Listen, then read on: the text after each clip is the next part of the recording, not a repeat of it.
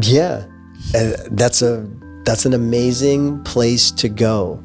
Often you're stuck in the body, and you're stuck in the emotions, and you're stuck with everything that you think you are, and you're stuck with your story.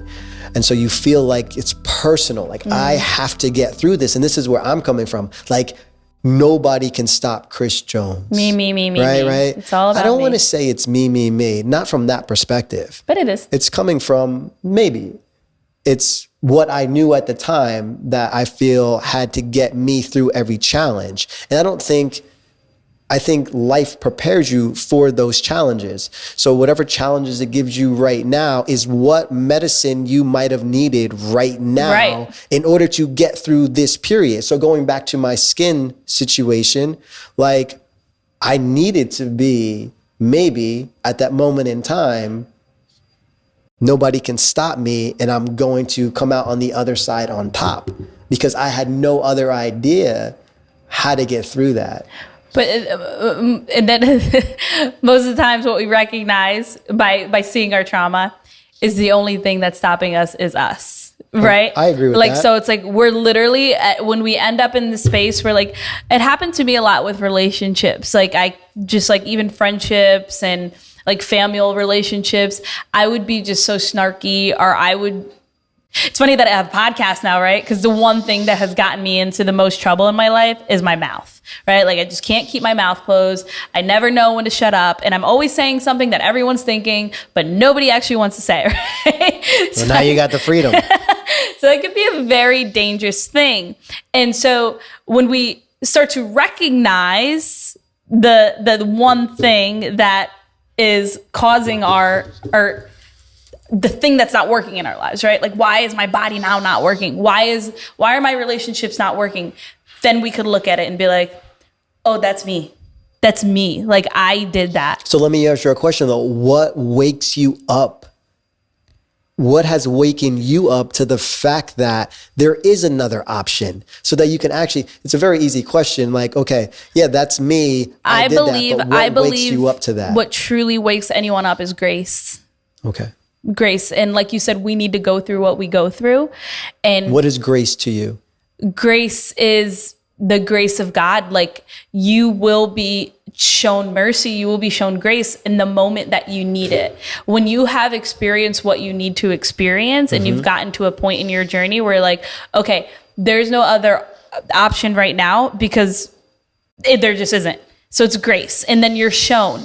And then there is this opportunity, this window opportunity, where you still get to, like, make your choices, right?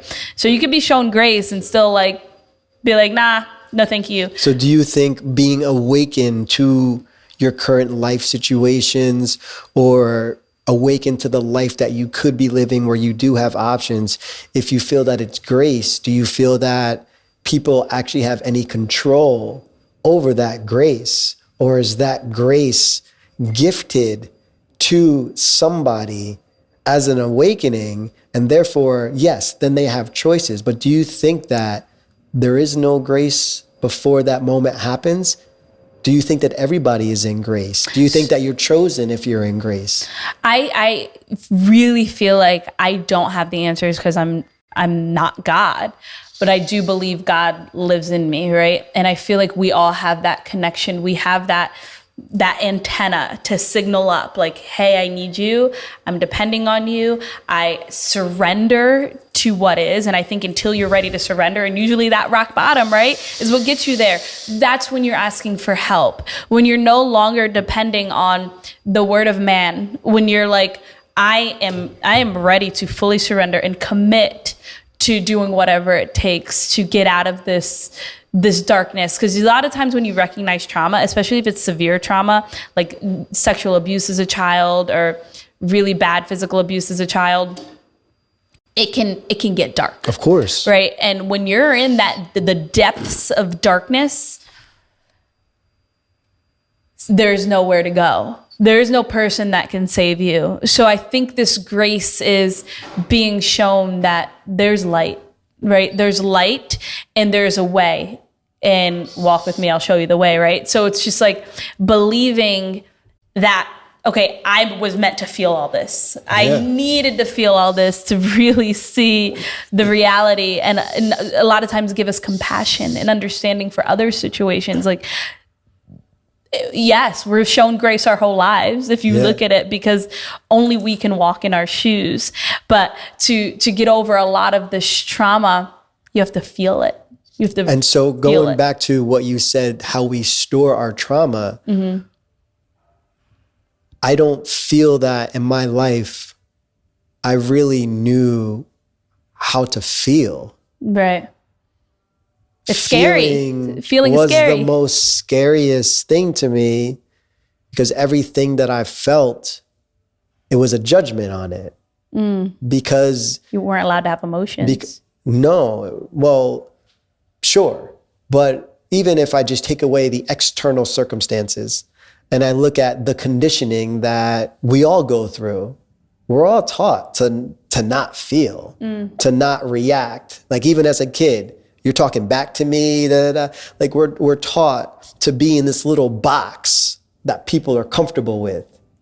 And then we're forced and we stay in that box. And then we go to school, right? And then the teachers tell us what to do. And then all of the elders, they tell us what to do, which, hey, I understand. And then we're that graded and judged. So funny, your dad just gave you We're- a report card from kindergarten, and you need improvement in Yeah, we're you graded. need improvement. You're 4 years old. You need improvement in communicating with others. Well, hell yeah, I need improvement. I just learned how to communicate. Exactly. So we're graded, we're judged, Right. and we're told we're not good. We're told so many different things, and then you almost come to a place where you can't feel, because you know if you do feel, you might be out of line, but you want to stay in line because that's We the numb. comfortable piece. So what happens is we numb ourselves, and then we find that the emotions still don't leave, and then we become stuck, and we become stiff, and we become unhealthy, and we have no idea why, because we're eating a perfect diet.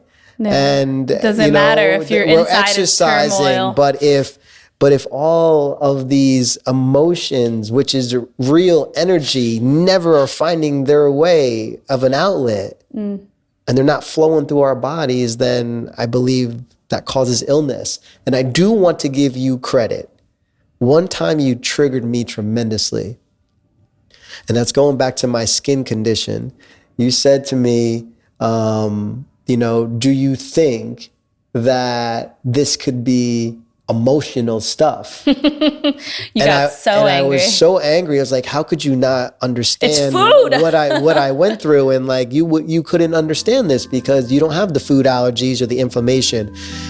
Either way, now I look a couple years after and I'm like, man, what role did emotions play? A lot. You break out when you're stressed. And everything that goes on in our lives right now. Yeah. So, You're welcome. thank you. And I do think there are so many tools and helpful resources to help people get through their trauma, whether it's therapy, whether it is having conversations or just reaching out to anyone. It's a journey. And so thank you for sharing all your depths of your journey with me today and everyone else. Some deep stuff. Definitely a journey, and I appreciate you sharing your story, and I look forward to next episodes where we are able to give pinpoint areas to help people heal. Yeah, in we many got a ways. lot of tools. A lot of tools. Thank you so much for joining us. Thank you, guys.